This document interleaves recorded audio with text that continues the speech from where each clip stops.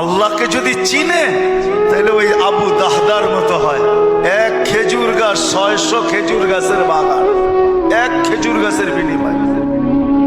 আল্লাহ রসুল ওয়াদা করছে এক সাহাবীর সাথে, যে খেজুরের মালিক থেকে তোকে বাগান গাছ নিয়ে দিব, কিন্তু ও ছিল মুনাফেক। বলছে খেজুরের গাছ আমাকে দে, তোকে আমি জান্নাতে বাগান নিয়ে দিব। ইয়া রাসূলুল্লাহ, আমার ছেলে সন্তান এই খেজুরের গাছের খেজুর খুব পছন্দ করে, এটা ছাড়া যা চাইতেন তাইলে দিতাম, এটা দিব না। আবু দাহদা পাশে দাঁড়ায় শুনতেছিল, তো বলছি ইয়া রাসূলুল্লাহ, কানে কানে আমি নিয়ে দিলে দিবেন? অবশ্যই দিব, কেননা উনি মুনাফিকের রব চিনতেন। তো যা বলছে খেজুর গাছ বেচবি? আল্লাহ রসুলরে দিলাম না, তোকে কি করে দেই? কতগুলা খেজুর গাছ হইলে দিবি না? এটা কতগুলা হইলে দিবি না?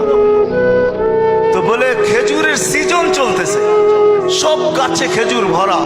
বলছে তোমার ওই 600 বাগানের 600 খেজুর গাছের বাগানটা আছে, ওইটা দিবা? তাহলে দিয়া দিব। বাট ডান, দিয়া দিলাম। দেখ খেজুর গাছ ডন কয়া ছুটা শুরু করছে, কেননা আবু উম্মুদ দাহদা খেজুর বাগানের ভিতরে বাচ্চা কাচ্চা নিয়ে খেজুর পাহারা দিতেছিল, নিজে খেজুরের বাগানও ঢোকে নাই, বাহির থেকে দাঁড়ায় চিৎকার দিতেছে, উম্মুদ দাহদা কি হয়েছে? কয় জলদি বাহির হ, খেজুর গাছ বেচা বিক্রি হয়ে গেছে। কয় কোথায়? আল্লাহর রসুলের সাথে জান্নাতের বাগানের বিনিময়।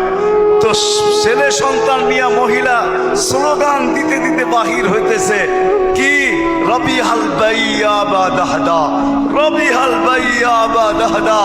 আবু দাহদা, বড় লটারি জিতা গেছিস তুই, বড় লটারি জিতা গেছিস।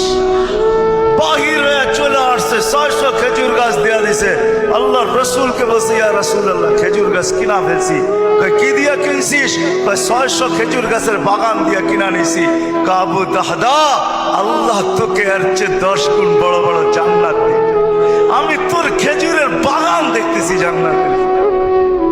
সত্য এটা, ওরা চিনছে আল্লাহু আকবার কি জিনিস, ওরা চিনছে লা ইলাহা ইল্লাল্লাহ কি জিনিস, মুহাম্মদুর রাসূলুল্লাহ কি জিনিস। এই জন্য ওয়াদা করেন আজকে থেকে নামাজ ছাড়বো, পাক্কা ওয়াদা। যুবকরা কি বলে? পাক্কা ওয়াদা।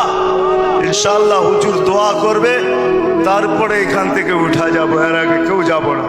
আমি আপনাকে চোখ খুলে দেখাইতে পারি, আমার চোখে